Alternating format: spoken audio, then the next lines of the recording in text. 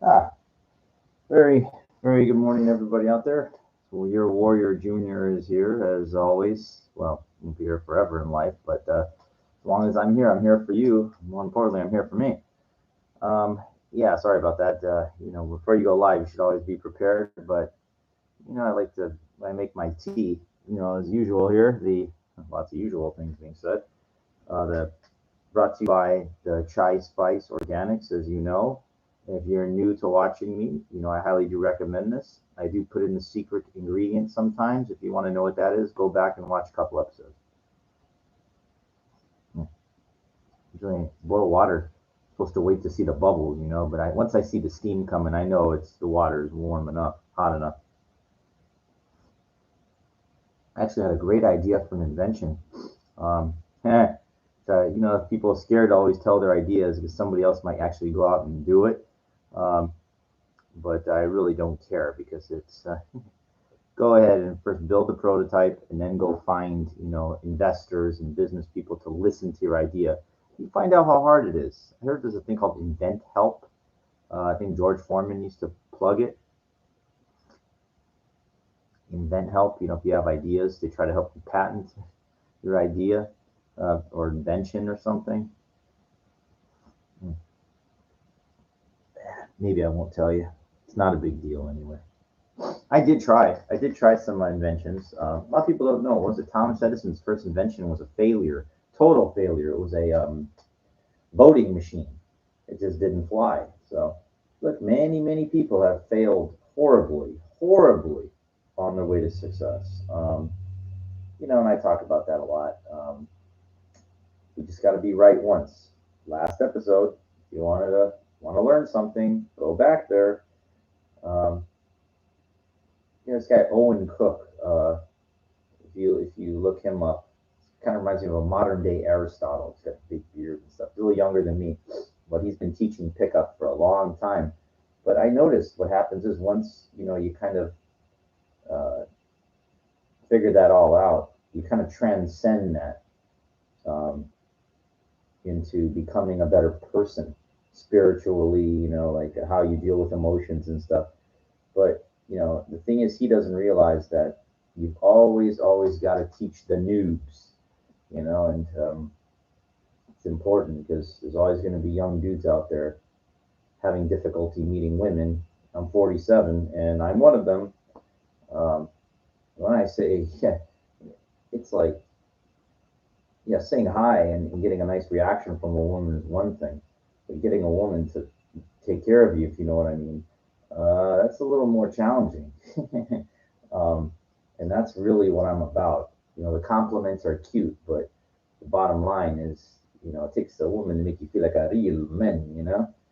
And I forget there was a guy at the pickup artist thing. I don't know if he was Israeli or whatever, but he used to talk like that, like the Zohan. He goes, make you feel like your needs will be met as a real man, like he was. But these guys had money. I think his name was Vince. Vince, yeah, he was kind of like a peacock. He had like crazy pink hair and stuff. Hey, whatever floats your boat to like get women's attention. That's what they do. Shiny dust, like unique belt buckle, crazy kind of hair or something, but well kept. Like you got to be. Women can smell like kind of like if you're a successful man. Um, they say fake it till you make it.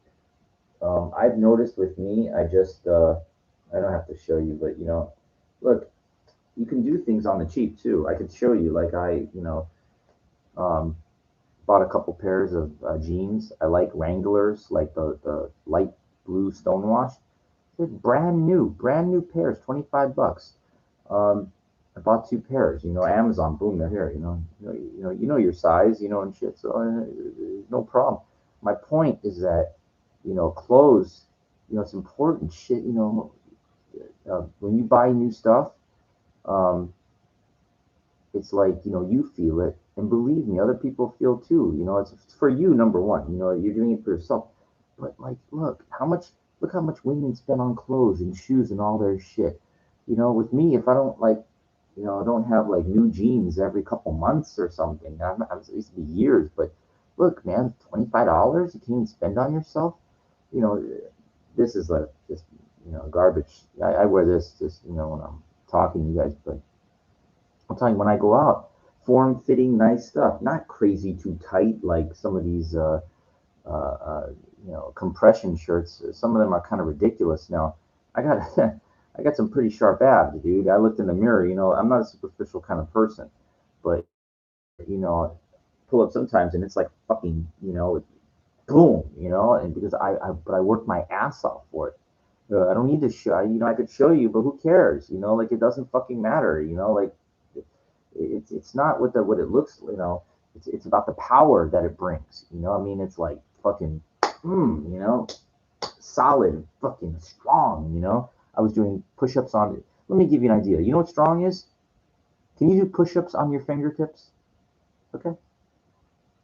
If you can do push-ups on your fingertips, you're pretty strong over your control over your body.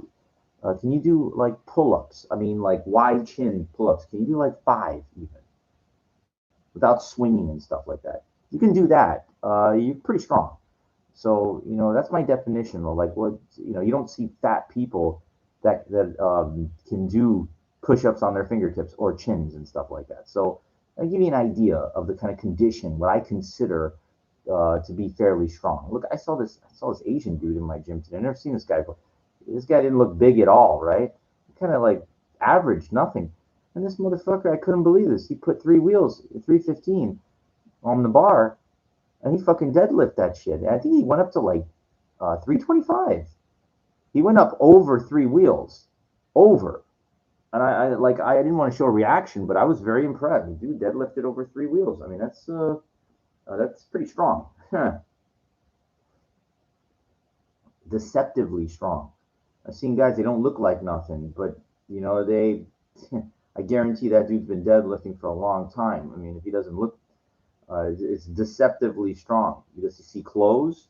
You can wear shirts that are like baggy or not form fitting or whatever, and you can't tell what somebody's got. Like what not what they got and what they look like, but what they can do.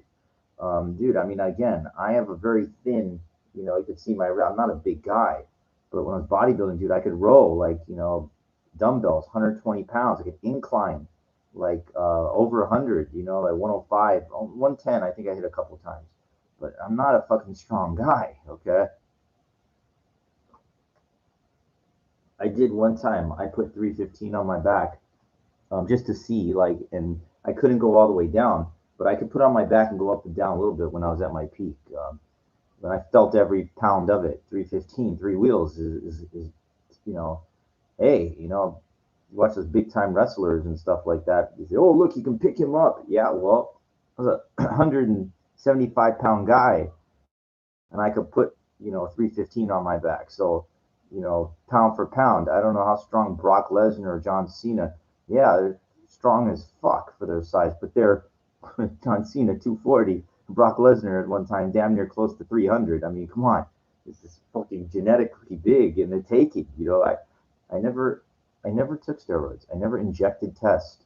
Nothing, nothing. I did try a little SARMs, but that was when I was already at my max weight. Like I couldn't get any bigger. I was eating everything I can. I was at 185 for forever. I couldn't go any further. I said, let me try a different kind of SARMs. I got a little bit of something, but nothing really crazy. Experimented with that, but never shot growth. Never shot test. Terrified of needles, itself. So there's your answer. And then as far as the oral anabolics, any of those, no, no. It just kind of stuff scares me. Even if I can't get it over the counter, I was like, but I experimented with a lot of over the counter supplements and stuff like that. But again, should be listening to something. You're gonna get off a lot of that stuff. The shit that really works is the shit that's meant for like, AIDS patients and stuff like that. This stuff is pharmaceutical, serious stuff, and that stuff you can't get over the counter. I mean, it's serious. To go to Mexico or something like that, and that's Deca, whatever the hell, Stanzol, Stantabs, whatever. I don't know. I was just fascinated by it because I used to worship these wrestlers, man. Come on, who wouldn't? You see these guys come out to the ring with good music, great physiques, and it's great charismatic stuff like that. They put on a little show, but the talking and everything like that. I wish I could have been. I remember like Big Papa Pump. I was there at Monday Night Raw. Was it? It was at the Staples Center. He came out and holla, it hit me. The music hits, the ambulance thing comes, and this guy fucking, holy shit. I was like in the front of 3 rows right there. I saw he got on the rope. He hit the double bicep pose. Fucking big. Holy shit. And just it sound like, the way he was talking, like a fucking alpha male, just, real fucking in your man. It's like this guy is the epitome of cool, it's just really a little bit like that. But these guys are flying around the country, every night, flying around and stuff. And dude, I could tell you when I was bodybuilding, it was my whole life: eat, sleep, train, repeat. Eat, sleep, train, repeat. These guys, no, they got to take, dude. They got to take. If they don't take, they're not going to look like nothing. I don't care how much you go to the gym. I don't care how much no. It's look, we're living in a synthetic era. These guys, I'm telling you, I've seen you guys go off cycle. You wouldn't believe what these guys, and it all goes away. They get these tall guys get real skinny. The legs go away first. That's the thing, and that's just the way it is. The shit works. But just because you take steroids doesn't mean you're going to be, get big or whatever. You're going to be like a WWE superstar. No. There's a lot that goes into it. You got to be the right person, the right personality. Uh, is a rare factor. Like you're either a really good personable guy like a John Cena, babyface, or an incredible um, heel like Brock Lesnar. But see, Brock Lesnar wasn't a real talker. He had Paul Heyman do the talking for him. But Brock Lesnar is very strong, and he does bring some type of. He's got some type of. He's not just a big strong dude. He's got a kind of a uniqueness about him. His look, of course, but I met him when he just started. Let me tell you, he's one of the nicest guys. I showed you a picture. If you go back and look, he went outside. He was like, dude, the guy I think the next day, or was it early, same night, he had SmackDown going on or something at the Staples Center. And this is at like the Marriott, LAX Marriott, where they stay. And comes in, and I'm in the lobby, and he looks at me. He's like, and I said, Mr. Lesnar, and he stops, and I said, I could just get a picture with you. And I had my camera. This is back in like 2002 when he had there was like Kodak ones that take one-shot cameras. And he takes me outside with his son, during the day. And the guy takes a picture with me. He's like smiling, and I just can't, he's wearing like a t-shirt, like this kind of shirt. The dude is like fucking, like even. I could tell the size of this guy. It was like a fucking walking 6'4" tank. I mean, this guy was like 6'4", 275, and solid, very damn solid. I was like 165 at the time, pretty solid, but not like, even at my peak. I got close to 200 at my max. And I showed you a picture if you go back with me and Chris Jericho. I was way bigger than him. He was off a little bit, but I was, let me tell you something. At 5'9", if you are damn solid, I mean damn fucking solid, 200 pounds is pretty fucking good size. Um, it's not super huge, but let me tell you, man, this Frank Zane took 3 Olympias in a row at that height, okay? And he gave Arnold a very serious run, Arnold, of course, came back and won in 1980, and Zane was very pissed off. He was coming off 3 Olympia wins, and he said, "I'm going to take the 80 Olympia." And Arnold said, "Let me come out of retirement for 1 year." And even though Zane gave Zane 4th, Arnold won. But let me tell you something. My point is that, see, even 5'9", 200, or even a little less, could stand up against Arnold, okay? Give a serious run for his money, okay? So let me tell you something. Don't, underestimate, just because you're not, 6'1" or 6'4" or whatever. size or whatever. It can all be elusive, power and everything. I've seen dudes again that don't look like nothing that can do. I mean, you're like, really? I remember years and years ago I was at Beverly Hills Health and Fitness, and this guy, like, he didn't look that big. He's older than me for sure. I must have been 30, if that, at the time. He put three wheels on there, 315 to bench. And I went, no way, is what I said to I didn't say it to him, but I said, I got a seat. So I said, no way. And he pressed out one or two reps. And I was shocked. I mean, he got up and he said, yeah, he's a minor league baseball player too at the time. I said, how the fuck? He said, I've been working out a long time, man. I said, I thought, no way. He says, I didn't know. I was uneducated.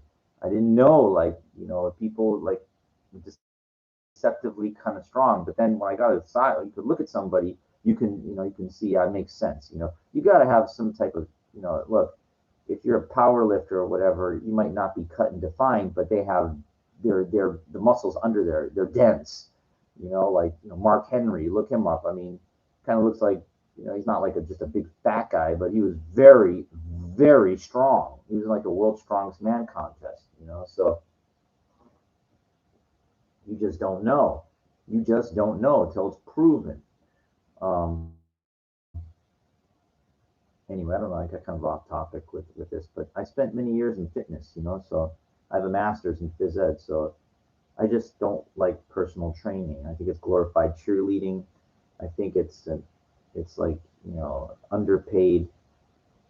It's not, you know, it's just these trainers. They talk to these clients like, what are you doing for the weekend, kind of thing. And dude, I'm like, you should. I think my shirt that I wore, I can't believe how soaked it was when I got it when I was walking when I left there. This thing was fucking soaked more than ever. I think I could show you, but it's like, what's the point? The fucking shit is like, wow. Worked my ass off in there yesterday. Went to the gym at night. My gym's only open till 10 on Friday night. And what kind of it pissed me off, but I did not show emotion because I learned this from Wayne Dyer, also Owen Cook, and just whatever. Remember, don't get mad over things you can't control. So I went up to use the heavy bags, start stretching out, and somebody leaves all their shit right next to the bag, like they're reserving it. It's like pink boxing gloves, whatever. I figured that's not a big deal. I'll use the second bag over. I like to use them both. And there's nobody there. I'm using it. I'm waiting. Time's going. It's like 10:15 now. 9:15. Gym's open for only another 45 minutes. What the fuck is going on? So I said, I'm going to go down to the guy at the front desk. And somebody's.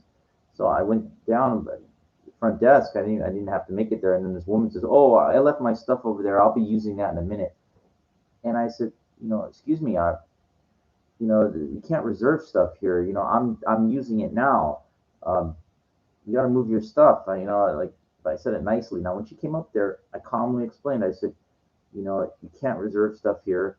Um, I have no problem you using one of the bags or whatever, but I could be using it while your stuff is there." And she gives me this thing. Well, I don't want people to think of this. So give me some weird nonsense thing. There's a big sign that says no judgment. It says, I'm sorry, I don't judge people. But you see, I didn't get mad and I didn't give her attitude. I just kind of got it over with, explained that, okay, yeah, whatever bag you want, And another girl actually heard this, and I guarantee she's thinking, oh, this guy's pretty cool. He's easy to work with.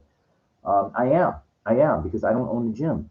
But I just don't like when people put their shit down. Like, I want to use the stuff, if I'm not using it, somebody else can use it. It's not mine. It doesn't belong to me and it doesn't belong to them. But my point is, I take my workouts very, very seriously when I'm in there.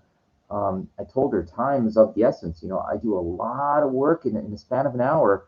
Um, I don't waste, I don't waste any time. Catch my breath, yeah, but once I got that and some water and I blow the snot out of my nose because we're wearing masks, there's like paper towels where I pull down my mask for a second, blow all the crap out, get back to work. I'm very, very, very determined. Even this guy Tom, that's like a regular, and he saw me, he goes, "Dude, you're getting real cut." I said, I didn't really notice, because, I was like, okay, whatever. He said, I don't care. I don't care. I'm not there for superficial reasons. I'm there to build power, speed, flexibility, control. Um, you know, it's like a little machine. It's like a little machine, is what I'm thinking.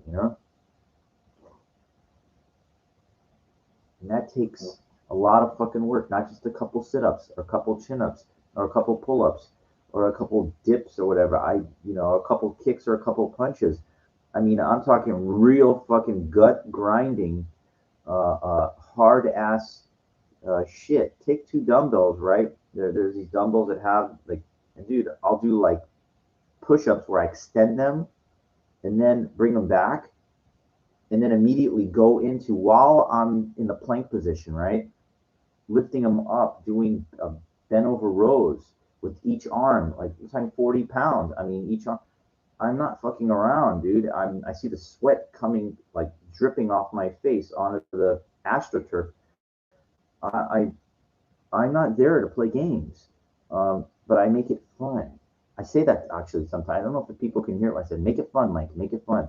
Make it fun, warrior." And I do make it fun. I make it fun. It's worth it to me. I can't do the behind the neck chins yet, but what I do is this bar that's a little lower. What I'll do is to get used to an exercise. If you can't do them yet, you can cheat. Take like something that can elevate you, and basically use your toes and hop up, but go through the range of motion. Do like 10. I know it looks kind of ridiculous. Like, oh, he's cheating. You should fuck everybody. The key is first you want to feel what it's like to successfully do the exercise. Yeah, you're using a little resistance from your feet, of course, but all the other muscles, they're all working. And believe me, you'll get like a those other muscles, excuse me, other muscles will be working. So and once you get strong enough, the muscles, the stabilizer muscles, excuse me, um, then you can do them unassisted. So don't worry about other people looking at you and thinking what they're thinking. Don't worry. I don't give a fuck what other people are looking at or what they're thinking because I'm not looking at them. The only time I need to look at somebody is somebody needs to use an equipment and they'll let me know. Otherwise, it's like dead focus, dead focus, dead focus. I mean, there were women that were around. I didn't care. Dead focus. I am there like on a mission. I am there to fucking make progress. I'm there to work myself. I hate to say it, into the ground. I know that sounds kind of like ridiculous, but let me tell you, man, it's like trench warfare in my mind. Like this is where this is where the real gut grinding, the the success is forged. It's forged and it's not pretty. When snot is coming out of your nose, you're blowing, it's not pretty. When I walk out of the gym, I take my mask off, I spit, whatever, because it's a garbage. It's not pretty. Okay? But it works.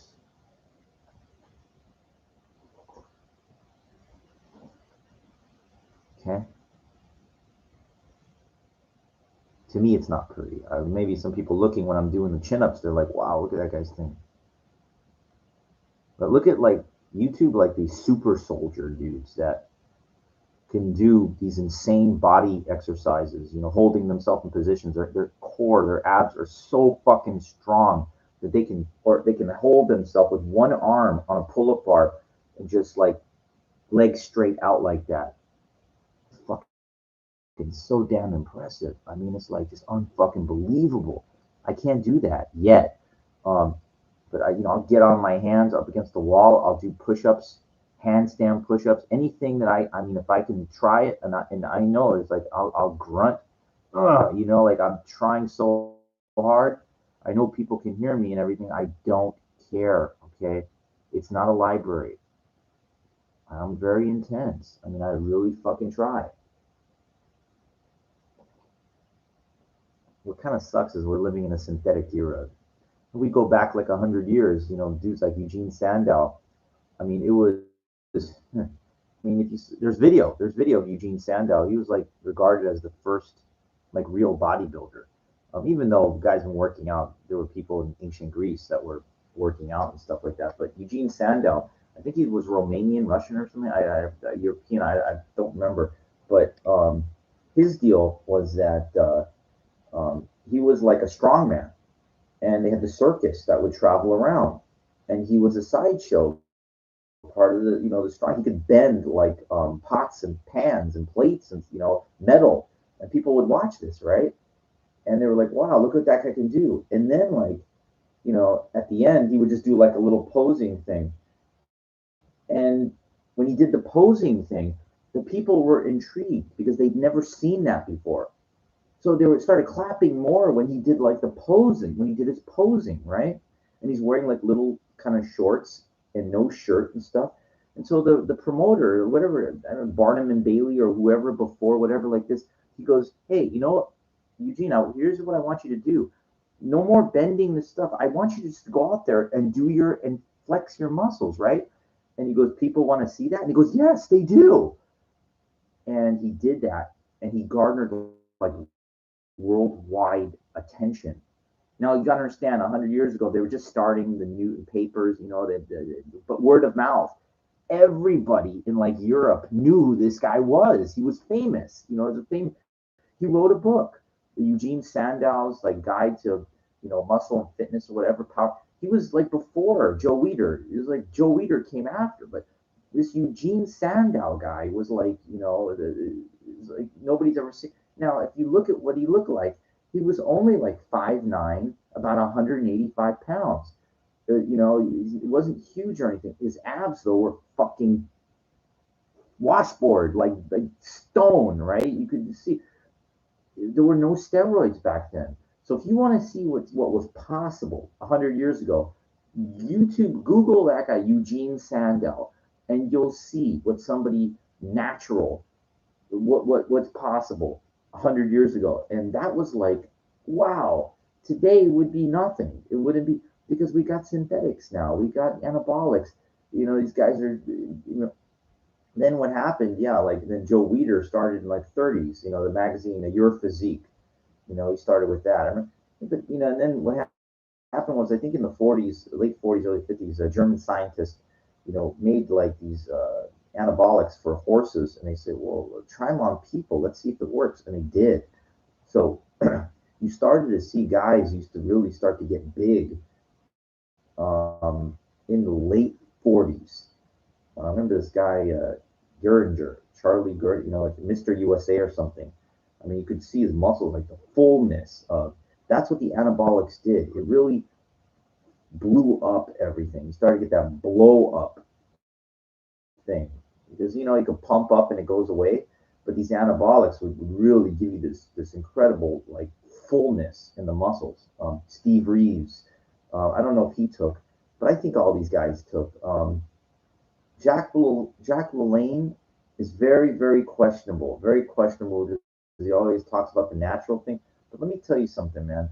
When that shit, I think everybody was taking, just like in baseball, like all those guys were hitting 50 plus home runs that year.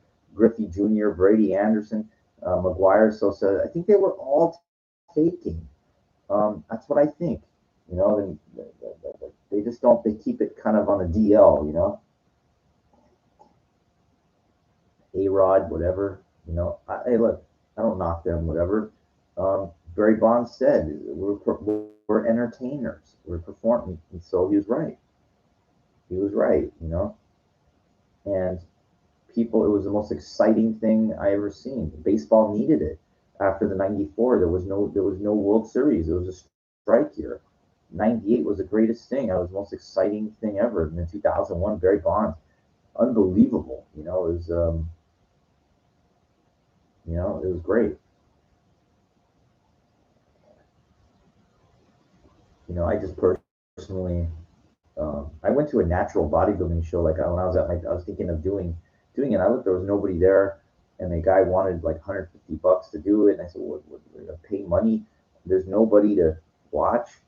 And the problem is that even in those natural shows, people cheat. They shoot growth hormone or whatever. So, you know, I felt like, it's kind of stupid. I don't know. It's like these things I just never really was a part of. Then like the IFBB shows or NPC shows, it's a whole another. That's all gear. That's all using anabolics, and it's like kind of ridiculous. Not my thing at all. It's like, I mean, I've been to the Fit Expo, actually competed in the Fit Expo, but not in bodybuilding. They had a dance event that I was invited to compete. I thought I was gonna place. I didn't. I think it was like first and second place for the locking category. Locking is an art created by Don Campbell Lock. I knew his son Greg, and like I said, spent many many years in the dance industry as a freestyle hopper, locker, boogaloo, and all that kind of shit. I know all that stuff, funk styles. Um, Kind of hurts. He said I wrote a street dance movie that nobody would look at, but that's life.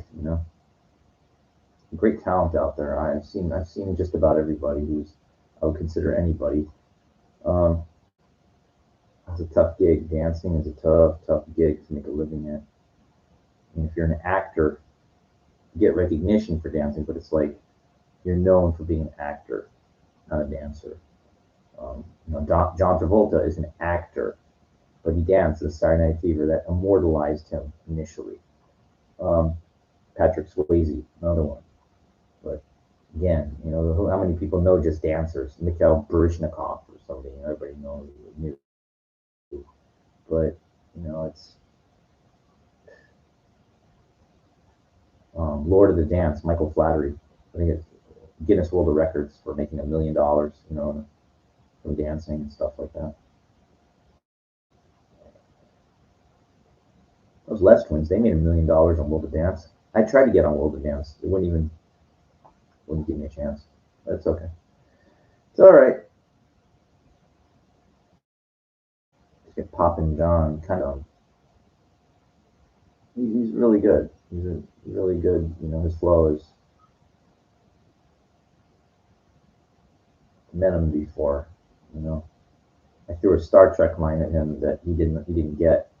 I was Star Trek 6 when General Chang, Christopher Plummer, met Captain Kirk. He said, I so wanted to meet you. And I told that to Poppin' John when I met him, and he did not know. He did not know like what I was implying, because I spent many, many, many years popping. He's definitely more fluid than I am, but he's not as versatile. Um, but he is a he's very, very strong, as far as like his abilities of dime stopping and throwing and taking, and he's a badass. But to me, dancing, you got to be able to flow to the music. Yeah, I put on something like he could get down to, he'll kill you. He's one of those. But I mean, they change up the beats and stuff, and that's all you can do is pop. Um, can't really dance. Like with me, I'm a freestyle dancer. I don't do ballet, but I can dance to anything, man. Hispanic, whatever, salsa, merengue shit, whatever. But I prefer, the '70s disco funk, Michael Jackson, anything with Rick James, you name it, whatever. But I can do Fred Astaire shit. I can do a lot of. I got a wide range because, I've been dancing. I just tell my mind when I hear the music, this is how I think. Like, I hear Britney Spears, I can dance like I'm like one of the background choreographer dancers. For I've never watched. I've seen the videos and stuff, but I don't have to take the move step by step because I dance the way that I would choreograph it. Way like when I hear Justin Timberlake, I think in my mind, okay, how would he dance to this kind of thing? And a lot of people they just give me these great compliments. They say, "Man, you're really good." Thanks, but it never led anywhere. It never led anywhere because you see that's a very small. Dancing is a And listen, there's guys that are fucking really, really good that never really made anything out of it. So, you know, um, it's like singing. Unless you hit, it's kind of just like a hobby. Just don't let it look. Try to keep that. It's nice to have those passions, but just realize that you're digging in a pretty much empty mine, and I'm telling you the reality of the stuff. You're digging in an empty. There's no gold in that mine, um, for the most part. Look, J Lo knew that too. That's why she got into acting. Um, with her though, it was like kind of the Anaconda first or Selena first. I forget which one, but that's timing. The producers needed a Latina woman, that could sing and dance or whatever like that. Pretty and J Lo, she was just absolutely perfect for that. So you know, so she became the first Latina actress to make $1 million. It was never heard of. It didn't happen. She was the first. Now, if she didn't go to acting school, didn't practice her singing or her dancing, when that opportunity, and I hate to say somebody's death, it's never been an opportunity, but it was, um, then she would have never, more than likely wouldn't have been. There's a lot of beautiful Latino women that, they never took it over the top, for whatever reason. That's just how it is.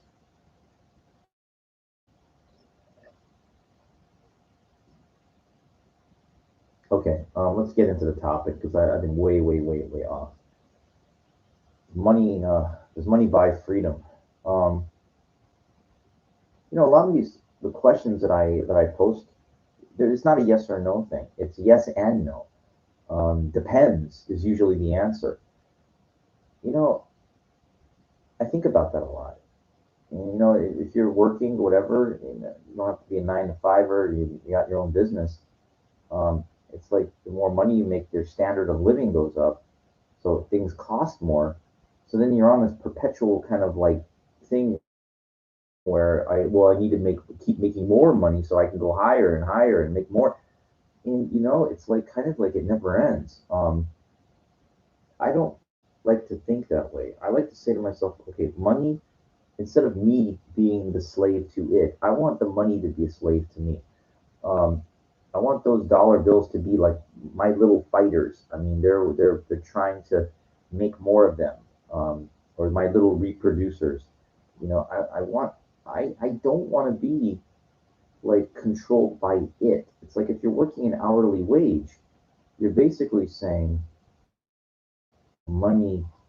Uh, you're there. Your time is tied to that intrinsic value. I don't like it. I don't like it. I mean, I guess if you have a passion for being a doctor or a lawyer, okay, that's one thing, whatever. But if you're just doing a job for an hourly wage that you don't like, then you're just burning the time, and the time is the only thing you have. That's Once that's gone, your age once it adds up, um, your body, like most people my age, they're not, you know, look, it takes a lot to maintain, man. It takes a fucking lot. I told you what I do every day, sometimes twice a day. I mean, well, I don't got time. Of course, you don't have time for that because you're too busy being a wage slave. Um, you're allocating your time in the wrong place for the most part. Too much responsibilities. That's your fault. That's not mine. Um, you got to like plan your life out accordingly. Um, and if you don't, there's consequences for that. Look, family, kids, if that's your thing, good for you. But realize that, it's not for everybody. People can't handle that, those demands. My mom couldn't, apparently. That's why she bailed when I was born. So, of course, what do? They come back, many, many years later. Doesn't work that way. I'm very sorry, you know. Give birth to you, but it's not a mom. I hate to say it, you know.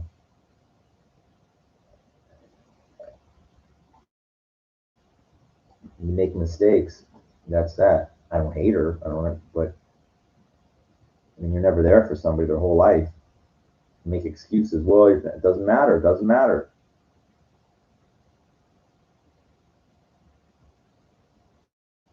That's why I don't believe in that. That's why I don't ever have kids. Nothing. You know, it has to be. You got to be there. If you're not, then you're basically abandoned them. You know, it's you can't get it back. It's like my buddy Harry. He had the adopted daughter, and when she got old enough, she was curious to see her meet her biological parents.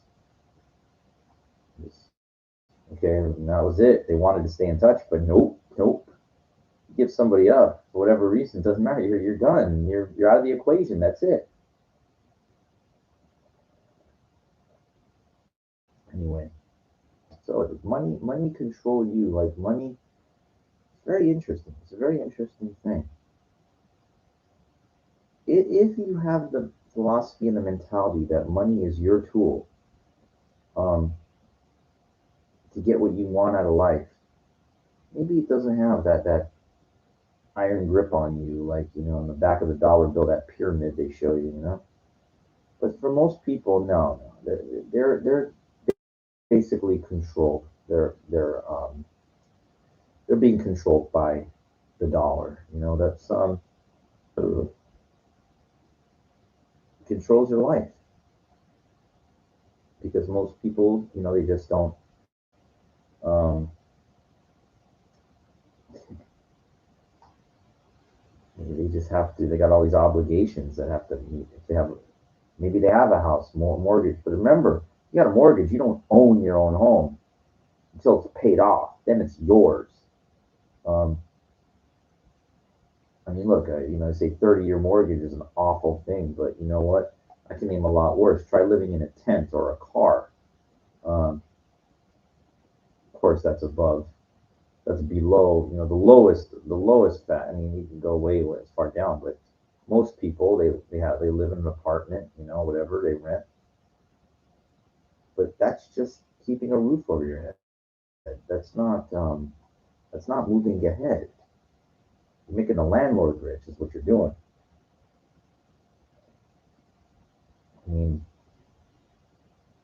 I guess the further enough you get away from these big cities like LA, whatever, you could get a house or maybe a condo further out. What are you going to do out there? Hey, we got this now. It's called a computer. If you can figure out a way to make your money online, you don't need to be, the old way. You got to move with the times. Jeff Bezos was way fucking ahead. In '94, he was thinking way ahead. He knew what was coming. He wasn't that way ahead. Only a couple of years. That's all it is.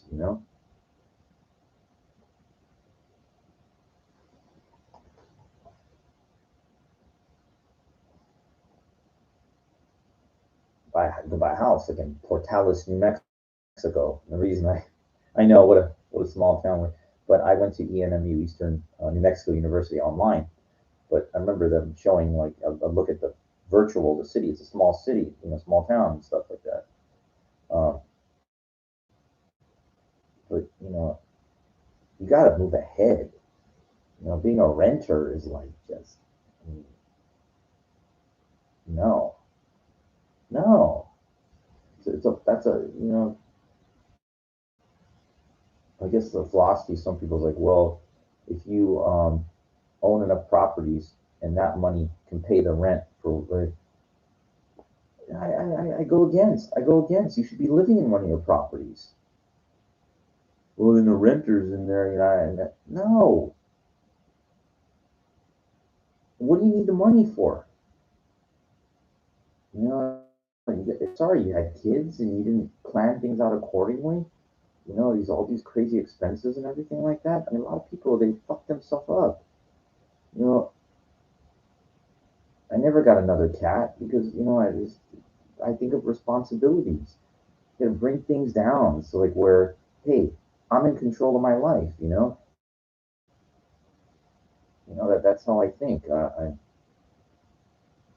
In order to move ahead, you got to plan things out. It just seems like,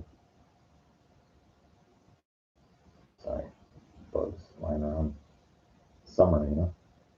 Um, I forget where I'm going. Okay, but yeah, let's wrap this up with money and freedom. Does money buy you freedom? If you're on that perpetual kind of thing where you need to keep making more to raise your standard of living, no, it never will, because you'll never be able to make enough because you just keep, you want a newer car, you want to make. But if you have goals, and you're like saying, okay, it takes this much, you're budgeting, you're figuring out. But I just think they punish the working man. The way it's designed in this society, it's not really designed to move you ahead. Um, so you own your own business, and you can, it's profitable. Yeah. Um, yeah. It just depends. Depends like how you see life, but it seems like these landlords, that own these apartment buildings, they own everything. They collect the rent every month, and they kill it. They own the property, the building. If something breaks, yeah. Well, you know what though? That's part of the deal. It's called upkeep. Hey, that goes with the territory. But think about that. Every fucking 30 days is like guaranteed money, plus the building appreciation and stuff like that. I told you what happened. That dude on 5 blocks from me got an offer from a developer he couldn't refuse. I mean, can you imagine what that's like? An offer so much that he couldn't say no. How much did he get? I tried to ask. He wouldn't tell me. What are these people all secretive for? An old fucking dude in his 70s, maybe close to 80 years old. I said, what'd you get? Like 8 for it? 8 million? He goes, not that much. What are you fucking like the old couple they sold their house? I go, how much you get? Two? They won't tell you. What are they fucking so, you know? They don't want anybody to know what they have. Everybody's so worried about what do you think I'm gonna fucking do? Why don't you help somebody in life? I asked him. I said, hey, can you give me any advice to get started? Anything? Well, I knew when I was young I didn't want to work for anybody else. I didn't want to have to work for a living. That's what he said. Guy's at the end of his life. No kids, no nothing. Selling a fucking refrigerator for a couple $100 or whatever. Asshole. Fucking misers, man. You know? They don't know how to give back, man. I'm not saying give me a handout, but help me get started in life. Help somebody that's asking, like trying. You know, effort is supposed to be rewarded. In our society, it doesn't.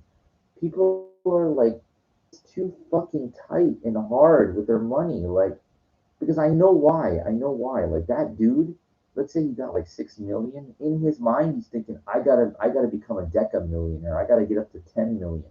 It's never gonna be enough. Those people have a sickness, okay? He's never gonna have enough. He's okay, I want to get to 10 million. Then I want to be a billionaire. I want to be like Trump or whatever. It's like never enough, for these people. It's just like ridiculous, man.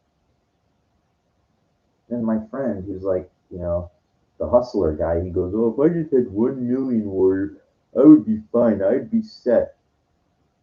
He's dreaming. I go, dude, you're never gonna have a million. The way that you fucking you hustle flyers for 75 bucks, 125. How do you expect to get a million? Now he's got a back case that he's got a bad back, and he got a lift got into an accident in a lift car. He got a lawyer. He might have to do another back surgery. You'll get some real money from this, definitely. Uh, I told him, I said, dude, it's going to be a substantial. He said the lawyer takes a third, the doctor takes a third, and he gets a third. So let's say it's $1 million case. You walk out with 333,000. I don't know if it's going to be that much, but he's going to walk away with some serious fucking money. Um, you know, it's good for him. But you know, he's never owned nothing. The guy's 57 years old, never owned any property, never done nothing. So all these people like now, if you come into something like that, um, it's like you got a shot. You get your chance. But let me tell you something. Fool and his money are soon parted, and a fool and his money are lucky to come together in the first place. And he just does not seem like a guy like is really prepared. He's not really business savvy.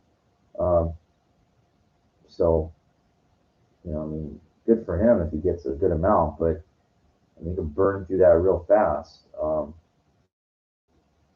Well, it took me a long time to kind of, I don't have anywhere near that kind of money. Um, but it took me a while to learn respect for it and learn how to. I really haven't figured out a way to make it grow yet. I'm still trying to work on things, but I told you I have plans to get that small condo in Vegas. 100,000. Whether through sizable down payment, mortgage, whatever. I'm working on those things. But if you don't have a plan, you come into like 300 grand. Um, you better plan accordingly because you can burn through that money very very fast and have nothing to show for it, and that is catastrophic if you do something like that. You definitely don't want to be old and broke. Um, Old, there's nothing you can do about. Broke, there's something you can, and you want to. It's like a weird thing. It's like some people they're just like miserly cheap because they're terrified of being broke. They live really cheap. So I believe in balance. Balance, like don't count pennies, but don't like piss your money away, kind of thing. Like it's balance. You want to treat yourself to good restaurants and stuff every once in a while. You can afford it. Do it, man. You get one life. Why not? But you see the key word with once in a while. It's balance. It's balance. You know, it's not living frivolously like ridiculous. Because I don't care how much money you make. If you piss it all away, you still have nothing, right? So, you know, I treat myself to good stuff. Um, I don't make a lot of money. What's a lot? A lot is relative. To a homeless guy, $5 could be a lot. Um, but to a billionaire, it's kind of weird though. To most people, like $1,000 is considered a lot of money. But really, what can you do with $1,000? You can't buy a house for it. You can't buy a car for it. Anything decent. So, what is a lot? That's a vague term. So, in LA, look at the median price of a home. I mean, it's like, depending on the area, everybody agrees it costs a lot, but a lot is a vague term, so anyway, my point is that if you live poor, more than likely, now look, I've seen there's anomalies. There's rich people that are. Look at Warren Buffett, still lives in the house that he grew up in, and stuff like that. He can live whatever he wants. But some people they're like miserly cheap, whatever. But it's their life, you know. But you know, you want to kind of. I mean, I know a guy that the guy that used to own his pizza place. He bought his first condo, I think, in his 20s, penthouse condo for like 150,000. It's nice. His dad got him started though. He worked hard. He worked hard. I remember I used to go to his pizza place 3 in the morning. He's still there. But it seems like I call it the snowball thing. When something is working, you can work hard because you know it's going. But when you don't see any success, that's the real challenge. When you really don't have anybody to get the ball rolling for you, it can be quite a challenge. And you're not getting a penthouse condo anywhere I know for 150,000. No, you're not. even in Vegas, I mean, I told you I've seen some stuff that, it's kind of like cute and decent for like 100. I remember the MGM Signature Tower maybe 10 years ago. There was some for like 100. Now they're like 200. Not penthouse though, but like small. Seen in the Trump Tower in Las Vegas, small, real small room condo for like 200,000. Real small though. Yeah, just depends what you want out of life.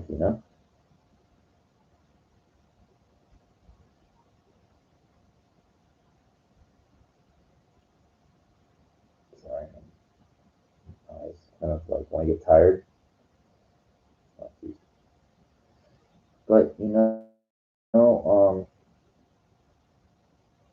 don't Ultimate Warrior said, stop asking people for advice and opinions and stuff. Ask yourself. If you really don't know what to do, try to figure out who you are as a person first. You know, whoever you are. I I was a dancer, I was a baseball player, I was a bodybuilder, a chess player, gambler, poker player. Um, I tried a lot of things, and I gave a lot of effort into those things. I mean, I'm talking real fucking years and years and years, and some of them decades. I never became a poker champion. Baseball,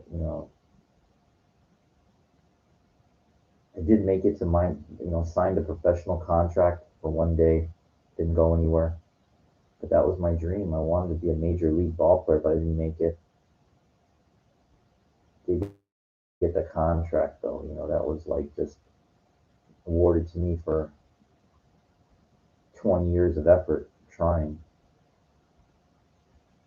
I played in a national championship pool, 8 ball in Vegas.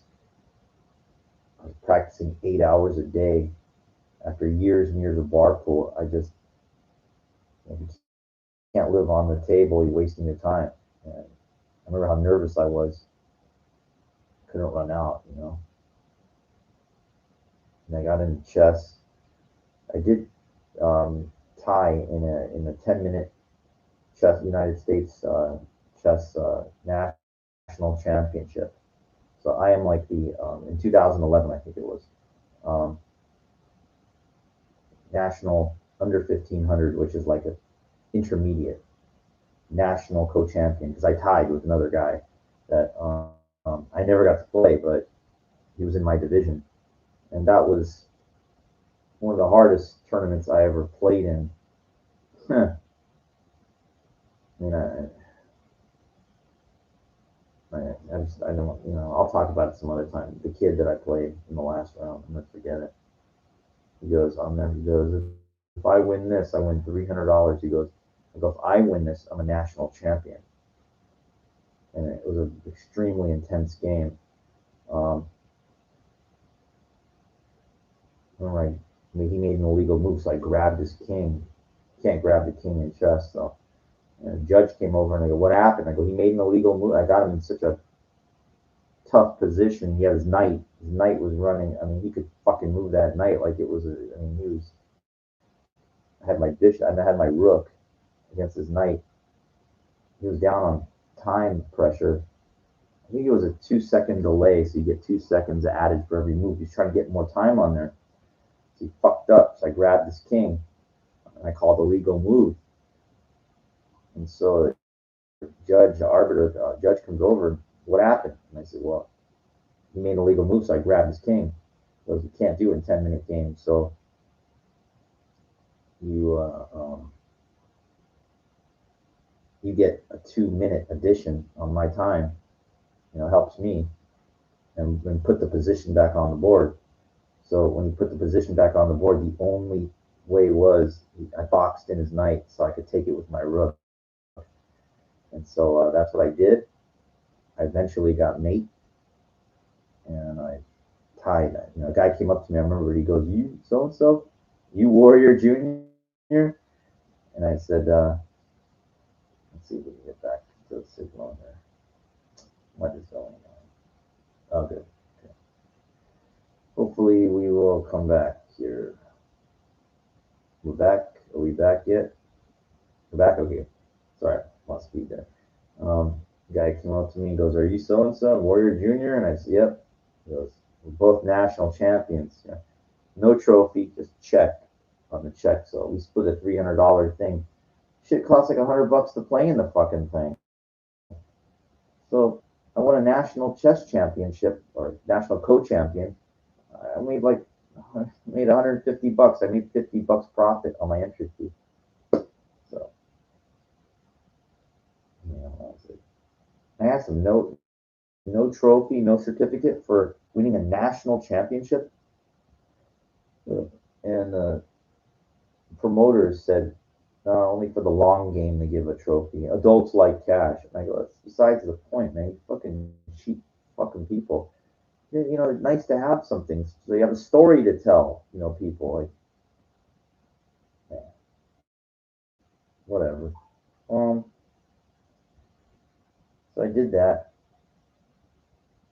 And I kind of like, you know, the seriousness of chess, you know, to become a master, it's like ridiculous.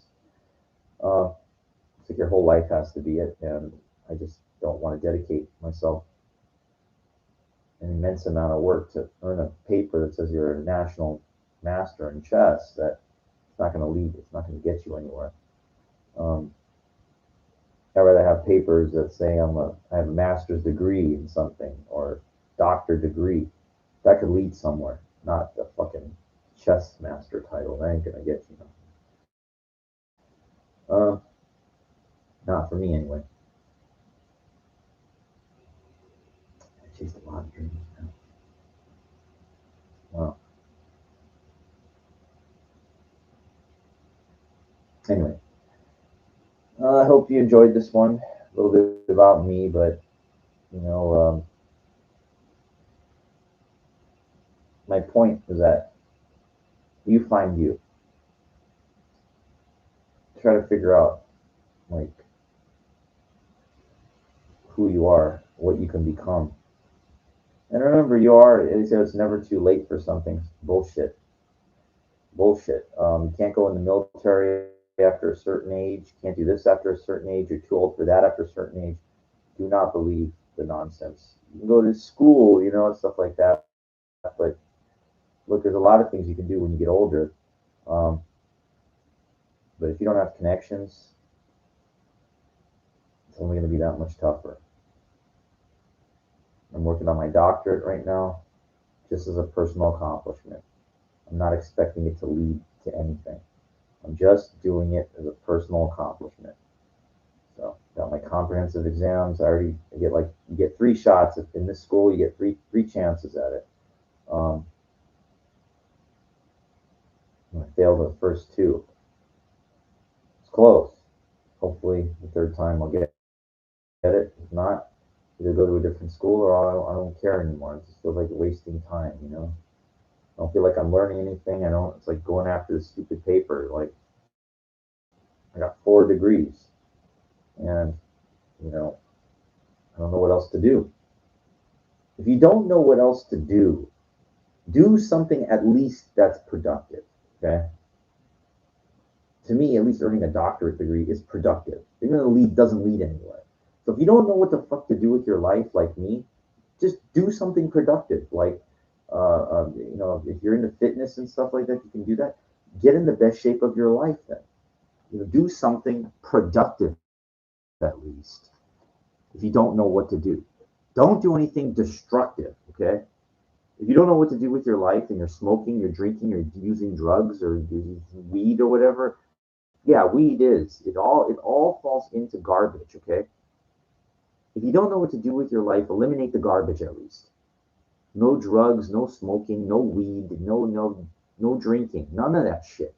Because what happens is when you stop all that crap, then remember what I said? To allow something in, you have to be willing to get rid of something. I have a friend that's all he does is smoke beer, smoke weed, cigarettes, and drink beer all day.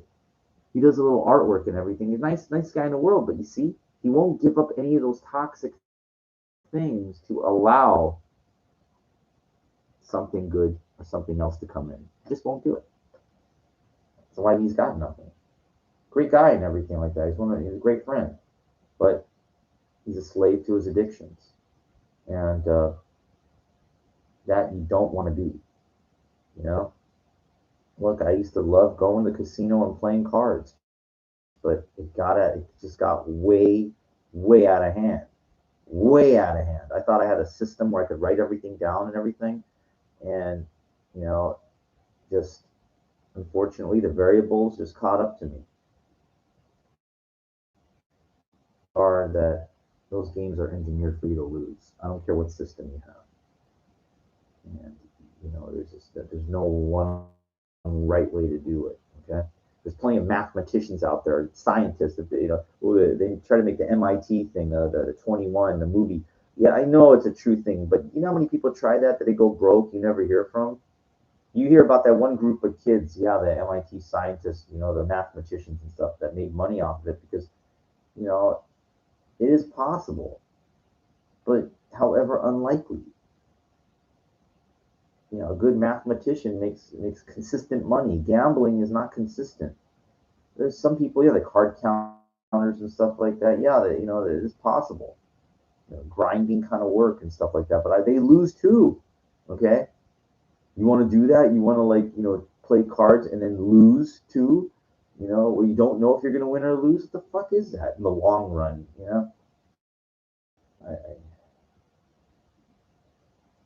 Not healthy either, sitting around too much. Body's meant to be used. You should be moving around.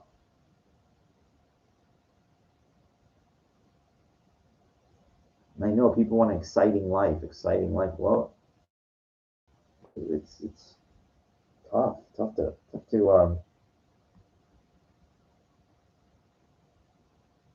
I don't know why, the topic, I'm trying to tie this into the topic. I used to think like when I made like a big deal for me at the time, years ago, like 2000 was like a lot of money. And I would go to Vegas, I fly out there, take the night flight, stay in a kind of cheap place. I said, this is living, this is freedom, in Vegas. It's like a euphoric kind of thing. It used to be for me, and I go there. It's like, I haven't been there in a little while, but it's like I'm happy there. But you can't go out there without a purpose, something really going on. Just can't. Anyway, get a little over an hour. I hope that this episode helps you, helps me. Yeah, try not to be a hamster, a rat on that wheel, doing the same thing, not going anywhere in life. Don't be like that. I'm trying not to be. There's more to life than making money. Berry Gordy said that. More to life than making money, but you have to have it first. And I don't have, believe me, I don't. I wish I was in a position where I could do whatever I want, buy whatever I want, nice watch, I wish I could have these things. I'm trying. Government housing sucks. It doesn't bother poor people. It bothers somebody that feels that they can do better. If it bothers you, that means that this really kind of applies to you. Anyway, that's all for now. Warrior Jr. is keep believing. Believes Warrior Jr. fights for himself and you fight for you. Keep fighting, my